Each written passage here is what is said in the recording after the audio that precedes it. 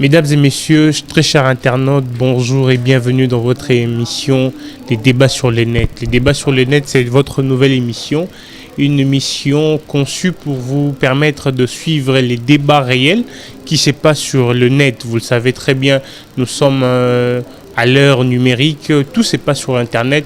Peut-être que vous n'avez pas eu le temps de suivre toutes les réactions sur un sujet donné, sur une actualité donnée, sur une question donnée. Et cette émission vous permet de suivre toutes les réactions des internautes et de vous-même qui intervenez souvent par de réactions, de sujets, par des arguments. Dans cette émission, vous aurez la possibilité de suivre ce que vous avez donné comme point de vue et comme analyse. Et mesdames et messieurs, dans le cadre de ce nouveau numéro, nous vous apportons le sujet qui a brûlé à la fin de la semaine passée, la fin de la semaine qui vient de s'achever le week-end dernier. Le sujet s'intitule Bochab face au net. Oui, vous avez suivi la sortie médiatique du professeur Bochab sur la question du droit constitutionnel où le professeur était en face des étudiants. Il a donné un point de vue et vous avez suivi les différentes réactions qui ne cessent de couler. Mais avant que je ne passe à des différentes réactions et à des analyses, je vous laisse un peu suivre ce qu'a dit le professeur Bochab et puis nous allons continuer les débats. A des pouvoirs établis dans notre pays un régime primo-ministériel. Le Premier ministre a des pouvoirs énormes que le président de la République n'a pas. Si nous devons appliquer de manière orthodoxe cette constitution. Et je voudrais vous demander, citez-moi une seule disposition de cette constitution qui donne de pouvoir exorbitant au chef de l'État. Laquelle? C'est le régime primo-ministériel qui donne des pouvoirs. Pourquoi? Après avoir fait l'analyse des 32 ans de dictature du maréchal Mobutu, on s'est dit on doit pouvoir dépouiller le président de la République de beaucoup de prérogatives, car nous ne voulons plus vivre, sinon revivre le même spectacle. Et donc là, je comprends que vous êtes venu avec la question de Lubumbashi. Comme avocat, vous n'avez pas pris le temps de lire la Constitution. Je vous réponds. Établi dans notre pays un régime primo-ministériel. Le Premier ministre a des pouvoirs énormes que le président de la République n'a pas. Si nous devons appliquer de manière orthodoxe cette constitution. Très chers internautes, vous avez suivi ce qu'a été la position du professeur Bochab, Mabiba Bileng. Le professeur Bochab, ici, je vais vous rappeler un peu, le professeur Bochab est en train de défendre la Constitution en disant que dans la Constitution, il est prévu des pouvoirs exorbitants au Premier ministre et non pas au chef de l'État. Et le professeur Bochab dit aussi dans sa sortie médiatique, il dit que le Premier ministre regorge plus de pouvoir que le président de la République dans la Constitution du 18 février 2006. Et beaucoup des internautes ont réagi pour dire pourquoi cette sortie médiatique à l'ère actuelle, pourquoi un argument pareil à l'ère actuelle. Et on s'est dit, durant toutes ces 18 ans que le professeur Bochab était dans le parti du PPRD, dans l'FCC, n'avait jamais tenu un tel argument. Est-ce que cet argument qui défend un régime primo-ministériel est un argument scientifiquement soutenable ou c'est un argument parce qu'aujourd'hui le professeur Bochab veut défendre le camp de l'FCC? Alors beaucoup d'autres juristes se sont prononcés à cette question. On va prendre sur l'internet toujours. Les débats dans l'internet continuent à évoluer. Toujours sur cette question, il y a eu beaucoup de réactions. Je vais vous lire la réaction d'un internaute qui dit, il s'appelle Bernard Omalang. Il dit, en plus ces débats n'est pas du tout intéressant, on n'est plus dans un positionnement doctrinal, mais par contre dans un sentimentalisme exacerbé et ensorcelé. Monsieur Bernard dit que les débats n'ont pas de position. En ce moment, ces débats ne pouvaient pas avoir lieu parce que durant 18 ans, le professeur Bochab n'avait jamais tenu un tel argument. On avance encore dans le même ordre d'idées. Il y a un autre internaute qui réagit. Et je ne réagis pas ici comme un spécialiste de la matière constitutionnelle. Mais comme tout intellectuel qui découvre à travers les réseaux sociaux les termes primo-ministériels. Il faut dire que cela vaut le détour, car la science ne doit pas simplement se concevoir comme un ensemble de principes à exposer, mais surtout comme une entité qui, grâce à son pouvoir de conviction, finit par influencer le comportement des uns et des autres dans un espace donné. Régime primo-ministériel. Le Premier ministre, selon le terme du professeur Boshab, a des pouvoirs plus étendus que ceux du président de la République. En République démocratique du Congo, est-ce que le Premier ministre congolais a des pouvoirs à l'Angela Merkel ou à la Castex ou encore à la Johnson? Notre conscience s'inspire du modèle français à la matière, avec certainement quelques différences, car il fait faire de la place au président Kabila. Il fallait faire de la place au président Kabila. S'il est vrai que toute la classe politique ne voulait plus le régime despotique où le président de la République concentrait l'ensemble du pouvoir, il faut reconnaître quand même que des animateurs voyaient aussi l'après 1+4. Et je crois que le président en RDC est en meilleure situation constitutionnelle que son homologue de la République française. Donc nous sommes dans un régime semi-présidentiel, ni parlementaire, ni primo-ministériel. Et contrairement à ce que le professeur veut distiller dans nos esprits, les régimes semi-présidentiels ont pour but d'atténuer la sphère d'influence de pouvoir du président et non de limiter au sens propre du terme. Les contre-5 du Premier ministre dans certaines circonstances en sont l'exemple, car l'initiative de ces ordonnances ne viendra jamais du Premier ministre. Et donc vous comprenez ici, je veux vous expliquer un peu ce que veut expliquer notre internaute Samuel David Moulumba, qui réagit par rapport à la sortie médiatique du professeur Boshab. Samuel est en train de dire que ce que défend le professeur Boshab ne peut pas avoir lieu en ce jour. Pourquoi? Parce que si réellement cette position était une position scientifique, pourquoi le professeur Boshab l'a gardé durant 18 ans qu'il était en train de se tailler une place auprès de Kabila pendant qu'ils étaient encore aux affaires? Alors que nous le savons tous, comment est-ce que les différents premiers ministres qui ont travaillé avec le président Kabila n'avaient pas vraiment la marge de manœuvre comme veut nous faire avaler aujourd'hui le professeur Boshab. Le professeur Boshab veut nous dire que la constitution commence aujourd'hui avec Félix Tshisekedi. Le professeur Boshab veut nous expliquer que les régimes primo-ministériels est un nouveau régime où une nouvelle pratique qui doit être constatée actuellement dans notre constitution du 18 février 2006. Alors que cette constitution date du 18 février 2006, donc son application ne commence pas avec Félix Tshisekedi et ne commence pas il y a de cela 2 ou 3 jours. Je volue dans l'analyse de notre internaute Samuel qui dit: dans une situation normale, le chef suprême reste le président de la République. L'article 69 laisse le place des gens au-dessus de la mêlée. Les ministères de souveraineté sont directement contrôlés par lui. Dans notre constitution, l'article 69 laisse la place au président de la République. Les ministères de souveraineté que vous connaissez, Moboyebi, comment est-ce que ça fait débat lors des négociations de l'accord de Cinco, les ministères de souveraineté qui ne voulaient pas être gérés par les gens de l'opposition parce que on disait que ça relevait de la souveraineté, donc ne pouvait être géré que par les présidents directement. Et le Premier ministre ici ne peut pas avoir le pouvoir de gérer ces ministères de souveraineté.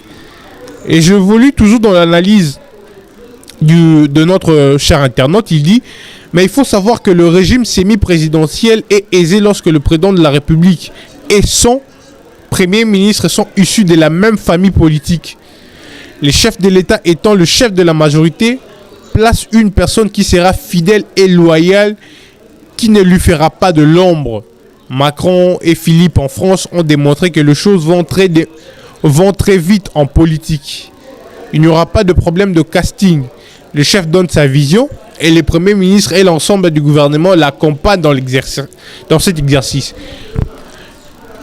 Samuel essaye d'expliquer, notre cher internaute essaye d'expliquer que le modèle que nous avons aujourd'hui, ces modèles semi-présidentiels, n'aura pas vraiment des difficultés de s'appliquer si et seulement si le président de la République et les premiers ministres sont issus de la même famille politique, comme ça a été le cas durant 18 ans avec Matata Ponyo, avec Muzito. Ils étaient de la même famille politique que le président Joseph Kabila. Et Joseph Kabila n'avait pas du mal à imprimer ou à imposer sa vision ou sa volonté politique dans les affaires ou dans la marche du pays. Et aujourd'hui, ce problème se pose parce que le Premier ministre n'est pas de la même famille politique que le président de la République. On avance toujours avec l'analyse. Là, je suis en train de sauter l'analyse de notre cher internaute et je prends directement la conclusion. En conclusion, notre République est loin d'être sous un régime primo-ministériel, mais sous un régime semi-présidentiel scientifiquement. Samuel défend que scientifiquement, on ne peut pas parler d'un régime primo-ministériel. Le professeur Boshab, oui, ce régime existe. Ce régime a ses conditionnalités. Ce régime a des préalables qu'il faudrait remplir pour parler de ce régime de primo-ministériel. Prochainement, ou même au cours de cette émission, je vous ferai lire quelles sont les conditions pour parler d'un régime primo-ministériel. Et le cher internaute Sami Moulumba est en train de conclure en disant que nous avons appris que la science vient d'élever les débats politiques et non d'inféoder la politique. Très chers internautes, vous avez suivi avec moi un des internautes qui a réagi face à la sortie médiatique du professeur Boshab. Je choisis parmi les différents personnes qui ont réagi face à cette sortie médiatique du professeur. Maintenant, je vais vous prendre des analyses, en tout cas, laissez-moi vous dire des analyses des juristes qui évoluent au sein des différents organes par rapport à cette sortie médiatique. Je veux vous lire l'explication de nos amis de Droit Plus, toujours sur l'Internet. Droit Plus est une page Facebook qui a réagi face à cette question de professeur Boshab. Et là déjà, je veux vous lire aussi ce qu'a été la réaction de nos amis de Droit Plus, par rapport à la position du professeur Boshab. Droit Plus, là je suis à la page de nos amis de Droit Plus. Contrairement aux affirmations du professeur Boshab, selon lesquelles, dans le régime primo-ministériel, le président de la République a un rôle protocolaire et que tout le pouvoir de l'exécutif sont concentrés entre les mains du Premier ministre. Le professeur Boshab, ça c'est l'affirmation du professeur Boshab. Le professeur dit que dans le régime primo-ministériel, le président de la République a un rôle protocolaire. Donc un peu comme dans un royaume, hein, le roi règne mais ne gouverne pas. Et dans notre régime politique, les amis de Droit Plus pensent que eux, dans le régime politique dit semi-présidentiel ou semi-parlementaire, ou mieux le régime parlementaire des types français, les présidents de la République, du fait qu'il est élu au suffrage universel direct, doit rendre de compte à ses électeurs. Mesdames et messieurs, l'élo, Premier ministre vota Kayete. Notre constitution n'a pas prévu que les premiers ministres doivent être élus, non. Le Premier ministre est nommé par le président de la République. Déjà, un des premiers arguments qui balaye la position du professeur Boshab, qui affirme haut et fort que les premiers ministres ont le pouvoir exorbitant que le président de la République. C'est là, Droit Plus, je suis en train de vous lire ce qui a été écrit par nos amis de Droit Plus. J'avance. Ils disent encore plus loin, ainsi, pour ce faire, les constituants lui ont donné certains pouvoirs, notamment celui d'être les chefs de l'État. d'assurer le fonctionnement régulier des institutions. C'est que le Premier ministre n'a pas. Article 69. De nommer le Premier ministre. C'est que, comment expliquez-vous la personne qui nomme n'a pas de pouvoir, n'a pas plus de pouvoir que la personne qu'on a nommée. Je voulais dire ceci. Muto ba nommé, oyoyo nommé, azala na pouvoir et belé koleka oyoyo zanango. Je ne sais pas si vous êtes en train de comprendre déjà cette position. C'est ce que le professeur Bochab veut faire avaler, veut nous faire avaler ici. Plus loin, le Premier ministre au sein de la majorité parlementaire est nommé, l'article 69, il dit de nommer le Premier ministre au sein de la majorité parlementaire. Article 78, de convoquer et de présider le Conseil de ministres. Article 79 de la Constitution, de participer à la concertation avec le gouvernement à la définition de la politique de la nation. Article 91 de la Constitution, de collaborer avec le gouvernement pour le matière de la défense, la sécurité, les affaires étrangères. Article 91 de la Constitution, de nommer le membre du gouvernement et de mettre fin à leurs fonctions. D'organiser les attributions des ministères. Ceci contrairement à un chef d'État d'un régime politique dit parlementaire, où le chef de l'État n'est pas élu au suffrage universel direct. Au régime parlementaire, le chef de l'État n'est pas élu au suffrage universel direct, c'est-à-dire que le chef d'État est élu au suffrage universel indirect. Président de la République, vote dans un régime parlementaire et pas député. C'est que ça veut dire dans une explication simple. D'où, dans ces régimes politiques parlementaires, les chefs de l'État règnent mais ne gouvernent pas. Comme je vous ai expliqué au début, tu as le roi dans mon royaume. Le président est là, mais il a gouverné, mais il a régné. C'est-à-dire que pour la harmonie dans Mboka, tu as dit que le président est là, mais il y a une décision, vraiment, il y a ma cité. Ça, ce sont nos amis de droit plus qui ont donné leur position. Maintenant, je veux vous lire encore, toujours nous sommes toujours sur le net. Comme je vous ai dit que cette émission s'intitule Les débats sur le net. Que pensent les internautes par rapport à la sortie médiatique du professeur Bochab? Je vais vous prendre une autre analyse de la page qui nous vient de la page Aide de l'intelligence officielle. Donc quand vous êtes sur Internet, vous tapez Aide de l'intelligence officielle. Ces analyses ne viennent pas directement de moi. J'essaie ici de vous donner quelques explications pour essayer un peu de simplifier les raisonnements de nos internautes.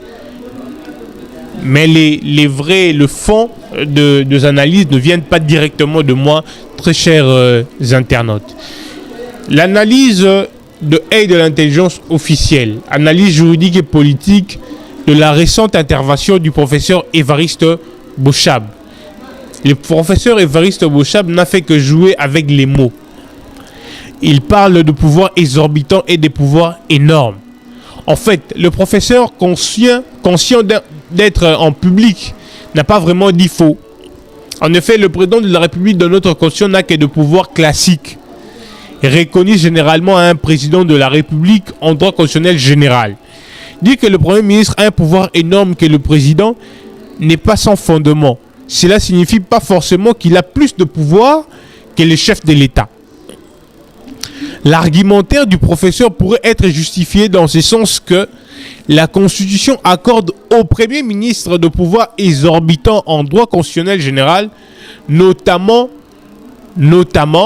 il dit, notamment le droit de contresigner certaines ordonnances du chef de l'État. C'est-à-dire quoi? Le Premier ministre, c'est vrai, il a de pouvoir, mais il a aussi, par la Constitution, le pouvoir de contresigner les ordonnances du chef de l'État. Vous n'êtes sans ignorer les débats qui a eu lieu pendant la nomination des juges à la Cour constitutionnelle, que les premiers ministres n'avaient pas contresigné cette ordonnance. Mais il faudrait encore rappeler, je vais encore vous lire pendant cette analyse, que le pouvoir de contresigner les ordonnances n'est pas un pouvoir uniquement au Premier ministre, parce que toujours dans la Constitution, il est dit qu'en l'absence ou en cas d'empêchement du Premier ministre, le ministre précédent, c'est-à-dire celui qui vient juste après le Premier ministre, a aussi le pouvoir de contresigner les ordonnances du chef de l'État. C'est pour cela que vous avez vu, Binomoko, que le vice-premier ministre en charge de l'Intérieur avait contresigné les ordonnances du président de la République. Mais je vous lis d'abord l'analyse de l'aide de l'intelligence. Ils avancent en disant que cet acte de contreseing était un pouvoir exorbitant, étant donné que l'acte de dissolution émane du pouvoir discrétionnaire du président de la République, mais se voit tacitement être contresigné par le Premier ministre au regard de l'article 79, alinéa 4. Cependant, là n'est pas le problème. Ici, le professeur répondait à une question précise lui posée par l'assistance. La question convenable qui devait lui être posée serait celle de savoir si entre le président de la République, et le Premier ministre, qui a plus de marge de manœuvre constitutionnelle pour coincer l'autre. La réponse est claire. C'est le président de la République. Car c'est lui qui nomme et révoque le Premier ministre. Je vous ai dit au début de cette émission. C'est le président qui nomme et révoque le Premier ministre. Article 78, c'est le président. Je disais, la réponse est claire, car c'est lui qui nomme et révoque le Premier ministre. Article 78, alinéa 1. Il le suspend. Il convoque et préside le Conseil de ministres. Il convoque et préside le Conseil de ministres. Eu égard à tout ceci, politiquement, la publication de cette vidéo du professeur Bouchab, c'est plus pour créer de la confusion au commun de mortels, mais pas aux initiés. Cette manière de faire est simplement un signe de faiblesse. Si c'était vraiment pour répondre aux problématiques qui sont pendantes sur les enjeux de l'heure, les professeurs auraient dû répondre clairement à chacune de celles-ci.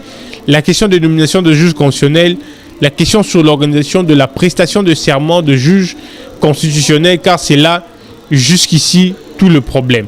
Une analyse qui a été faite par Maître Jessica Chiboaba, que je salue aussi en passant. Mesdames et messieurs, vous avez suivi les différentes réactions de nos internautes qui ont répondu et qui ont réagi face à cette sortie médiatique du professeur Bouchab. C'est vrai que vous aurez à suivre cette émission. Je vous ai dit, chers internautes, cette émission vous donne la place de réagir face à l'actualité, face aux questions qui touchent notre pays, face aux problèmes que nous avons. Et nous reviendrons ici devant vous pour lire tout ce que vous avez donné comme réaction, comme analyse. Vous avez une page Facebook. Veuillez nous contacter sur ma page, Jos Kalenga officiel. Nous viendrons lire tout ce que vous avez eu comme analyse, tout ce que vous avez fait comme analyse, tout ce que vous avez donné comme point de vue, comme argument par rapport au sujet d'actualité. Et cette émission, c'est pour vous, chers internautes. Les débats sur les nets, c'est pour vous. Et quant à moi, je vous dis déjà un grand merci d'avoir pris le soin de suivre cette émission. C'était bien moi, votre humble serviteur, Jos Kalenga. Dans cette nouvelle émission, les débats sur les nets, nous allons revenir sur beaucoup de questions d'actualité. Prenez soin de vous et on se retrouve au prochain numéro. Au revoir.